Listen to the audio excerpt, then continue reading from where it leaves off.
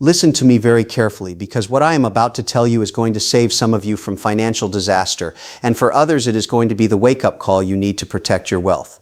I am Kevin O'Leary, Mr. Wonderful, and I have been in the business of making money for over 4 decades. I have seen bubbles form, I have watched them burst, and I can tell you right now with absolute certainty that we are sitting on the edge of one of the biggest real estate bubbles this country has ever seen. And when it pops, and believe me it will pop, a lot of people are going to lose everything. Now, before we go any further, I need you to do something for me. If you care about your financial future, if you want to protect your family's wealth, you need to hit that subscribe button right now. Smash it. Join this community. We are building something here. A group of people who understand that money is not just about making it, it is about keeping it and growing it smartly. So subscribe, become a member, and let us navigate this storm together. Do it now. All right, let me paint you a picture. Right now, across this country, people are paying prices for homes that make absolutely no sense. None. I am talking about regular folks, people making $60,000, $70,000 a year, and they are buying homes for $600,000, sometimes more. They are stretching every dollar they have. They are taking on mortgage payments that eat up half of their income. And you know what they are telling themselves? They are saying real estate always goes up. It is a safe investment. Well, let me tell you something. That is exactly what people said in 2006, 2007, and we all know how that story ended, do we not? I have been a real estate investor my entire life. I own properties all over North America. I understand this market better than most people ever will. And I am telling you, the math does not work anymore. When you look at the fundamentals, when you strip away the emotion and the fear of missing out, what you see is a market that is completely detached from reality. Home prices have gone up 40%, in some markets even more in just a few years. But wages, they have barely moved. So where is the money coming from? Debt. Massive crushing debt. People are convincing themselves that they can afford these homes because interest rates were low for a while. They locked in a rate and they thought they were smart. But here is what they did not think about. What happens when property taxes go up? What happens when insurance doubles or triples, which it is doing right now in many states? What happens when the roof needs replacing or the furnace dies? Suddenly that mortgage payment they thought they could handle becomes a noose around their neck. They cannot breathe. They cannot save. And if they lose their job even for a few months, they are done. Finished. I see this happening everywhere. I talk to real estate agents. I talk to mortgage brokers. I talk to everyday Americans, and they all tell me the same thing. People are house poor. They bought the biggest house they could possibly afford, and now they have nothing left. No emergency fund, no investments, no cushion. They are living paycheck to paycheck in a house that they think is making them rich. But let me tell you a secret. A house is not making you rich if you cannot afford to live in it. Equity on paper means nothing if you are drowning in payments.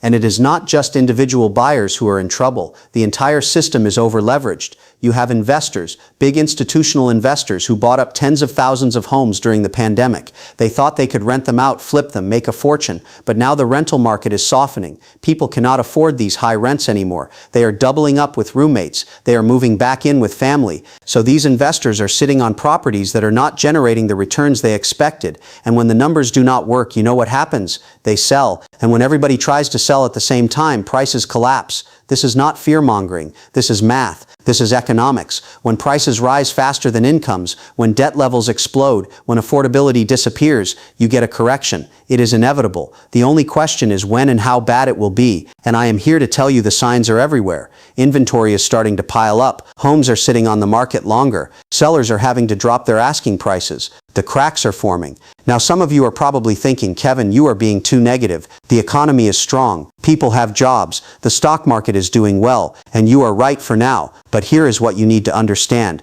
Bubbles do not burst when everything is going well. They burst when one thing goes wrong. It could be a recession. It could be a wave of layoffs in a key industry. It could be a spike in interest rates that makes it impossible for people to refinance or for new buyers to enter the market. All it takes is one crack, one trigger, and the whole thing comes down. I have been through this before. I watched the real estate market collapse and take the entire economy down with it. I saw people lose their homes, their savings, their retirement. And the worst part, the people who got hurt the most were not the big banks or the Wall Street investors. They got bailed out. It was the regular folks, the people who believed what they were told, who thought they were making a smart investment. Those are the people who suffered. So why am I telling you this? Because I do not want you to be one of those people. I want you to understand what is happening so you can protect yourself. If you own a home right now and you are over-leveraged, you need to think very carefully about your situation. Can you actually afford this house if something goes wrong? If you are thinking about buying a home, you need to ask yourself, am I buying because I need a place to live, or am I buying because I am afraid of being priced out forever? Because let me tell you, fear is the worst reason to make a financial decision. The real estate market is not going to go up forever. It cannot. The laws of economics do not allow it. And when the correction comes, the people who are prepared, the people who have cash, who have not overextended themselves, those are the people who are going to win. They are going to buy up assets at discounted prices. They are going to build real wealth. But the people who ignored the warning signs, who convinced themselves that this time is different, they are going to get crushed. You need to hear what is driving this bubble and why it is about to pop. Let me break down exactly what has been inflating this bubble and why the whole thing is ready to implode.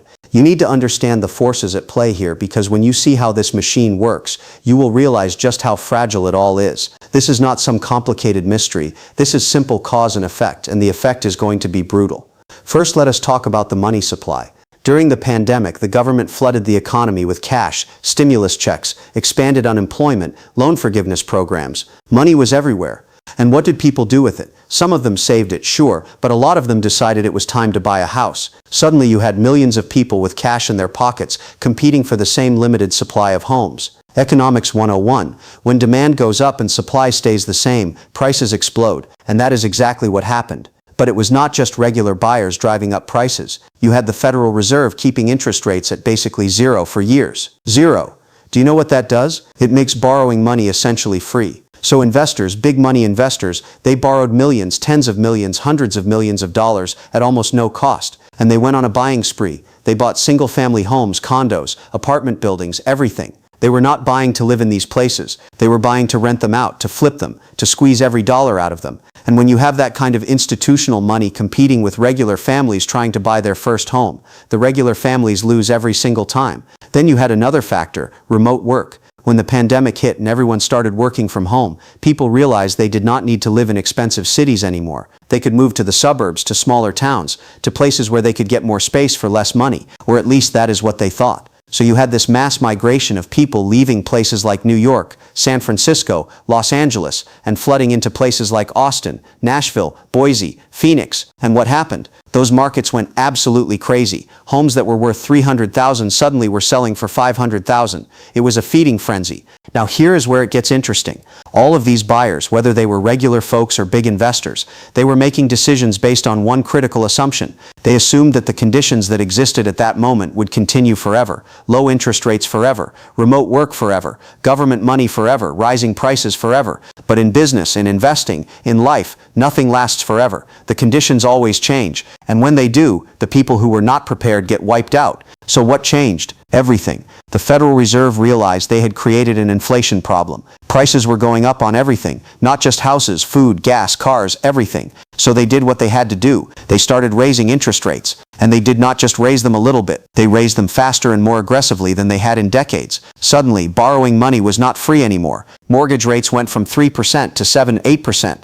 Do you know what that does to affordability? It cuts it in half. A family that could afford a $500,000 home at 3% can now only afford a $300,000 home at 7%. But the prices, they have not come down yet. So you have this massive gap between what people can afford and what homes cost. And the pain is not just on the buyer side. Sellers are in trouble too. A lot of these people bought homes in the last few years at the peak of the market. They paid top dollar, and now they are looking around and realizing that if they had to sell, they might not even be able to get what they paid for it. Some of them are underwater, meaning they owe more on the mortgage than the house is worth. Others are stuck.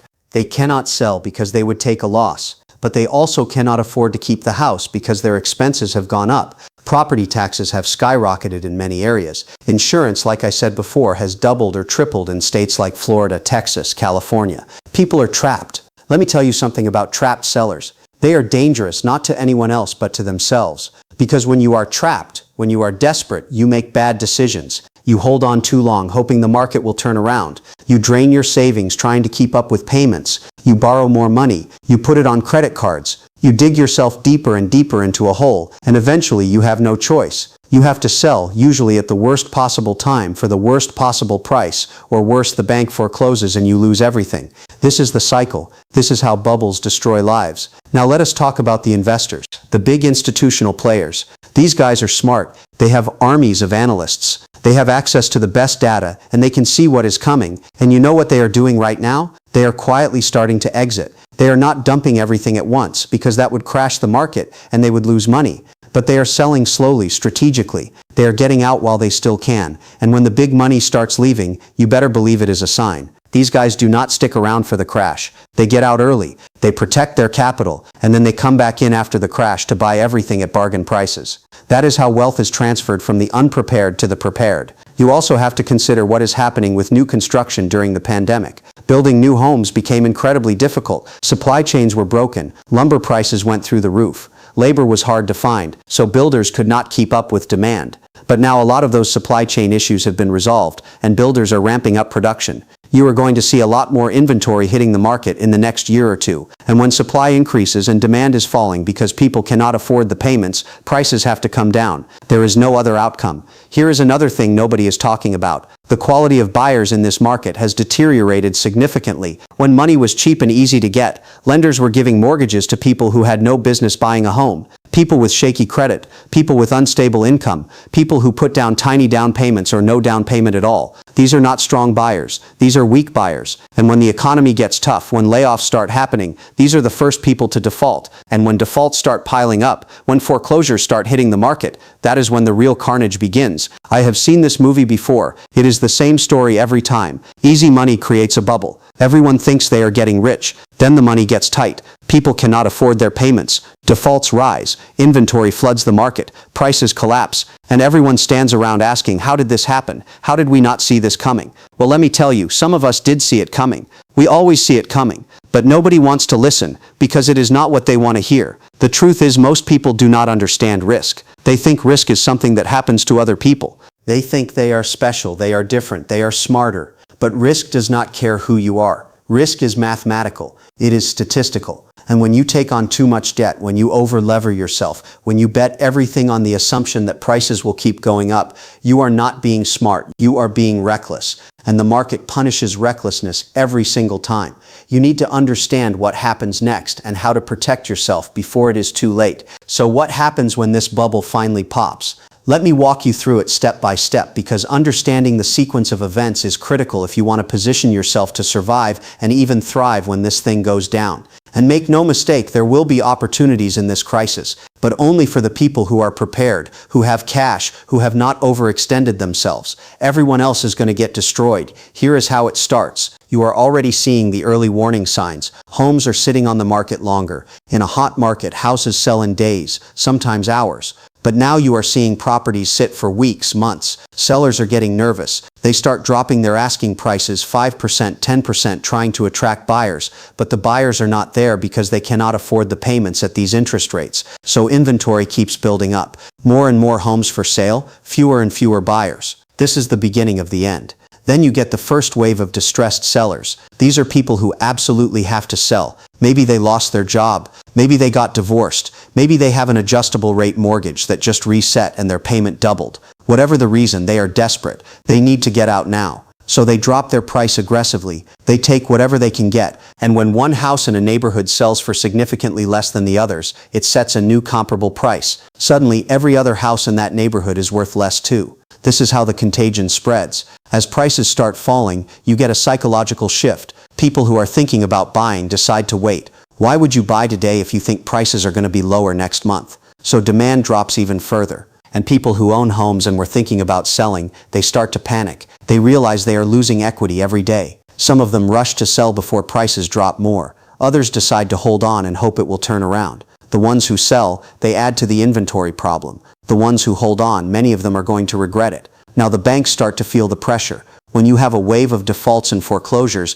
banks end up owning properties they do not want to own. They are not in the real estate business, they are in the lending business. So they need to sell these properties fast to get them off their books. And when banks are selling, they do not care about getting top dollar. They want volume. They want to move inventory. So they dump properties at whatever price the market will bear. And that drives prices down even more. This is when you see the real panic. Homeowners who thought their house was their retirement plan, their nest egg, they watched their equity evaporate. People who bought at the peak, they are now underwater. They owe more than the house is worth. And for a lot of them, the smart financial move is to walk away. Just stop making payments and let the bank take the house. Is it going to hurt their credit? Absolutely. But if you are $200,000 underwater on a house, sometimes walking away is the only rational choice. And when you get a wave of strategic defaults, when people who could make the payments choose not to because it makes no financial sense, that is when the whole system starts to crack. Let me tell you what happens to the broader economy when real estate crashes. It is not contained. It spreads everywhere.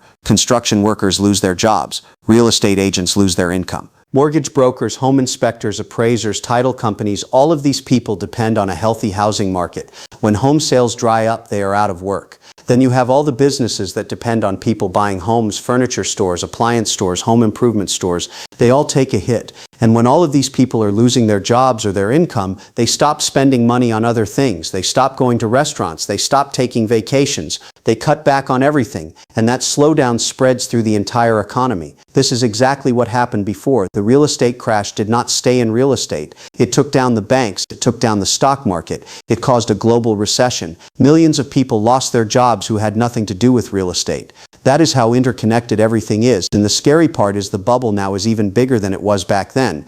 The debt levels are higher. The prices are more inflated. The fall is going to be harder. So what do? How do you protect yourself? First, if you are thinking about buying a home right now, do not do it unless you absolutely have to. I know that is not what you want to hear. I know everyone tells you that you need to buy now or you will be priced out forever. But that is exactly the kind of fear-based thinking that gets people into trouble. If you can rent for a reasonable price, rent. Keep your cash. Wait for the market to correct because it will correct. And when it does, you are going to be able to buy a much better house for much less money. If you already own a home and you are comfortable with your payment, if you have a fixed rate mortgage and you are not overextended, then stay put. Ride it out. Yes, your equity might take a hit in the short term, but if you are not planning to sell, it does not matter. Real estate is a long-term investment. Over 20-30 years, it generally goes up. But if you are stretched thin, if you are struggling to make your payments, you need to think very seriously about selling now before the market gets worse. I know it is hard to accept a loss. I know it hurts your ego to admit you made a mistake,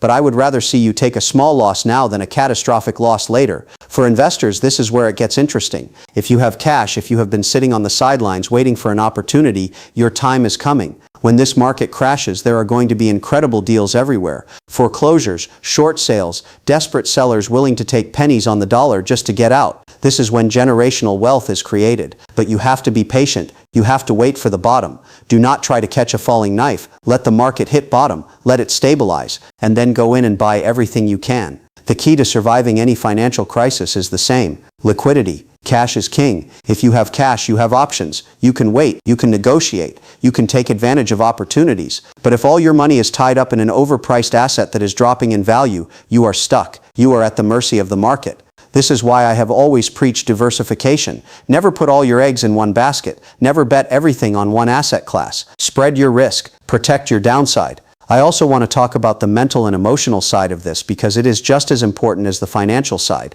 When you watch your net worth drop, when you see your home value plummet, it is devastating. It is stressful. It can destroy relationships. It can destroy families. People get depressed. They make irrational decisions. You have to prepare yourself mentally for what is coming. You have to accept that there is going to be pain. But pain is temporary. If you make smart decisions, if you protect yourself, you will come out the other side okay. But if you panic, if you make emotional decisions, you will make everything worse. Here's the bottom line. We are living in a time of massive economic distortion. The government and the Federal Reserve have manipulated the markets for so long that nobody knows what anything is really worth anymore. Real estate, stocks, bonds, everything is inflated. And when you have distortion, you eventually get correction. It is the natural order of things. You cannot fight it. You cannot wish it away. All you can do is prepare for it. I have been doing this for over 40 years. I have made a fortune in real estate. I have also seen people lose everything in real estate. The difference between the winners and the losers is not luck. It is discipline. It is understanding risk. It is knowing when to be aggressive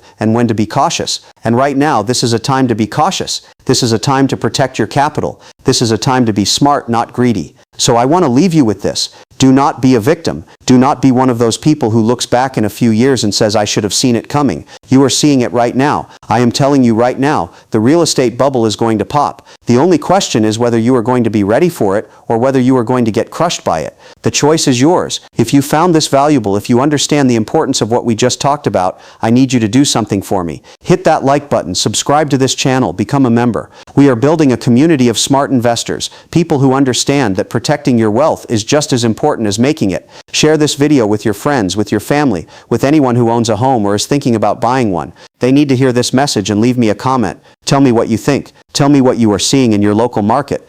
Let us have a conversation because we are all in this together. Thank you for watching. Stay smart, stay disciplined, and remember, cash is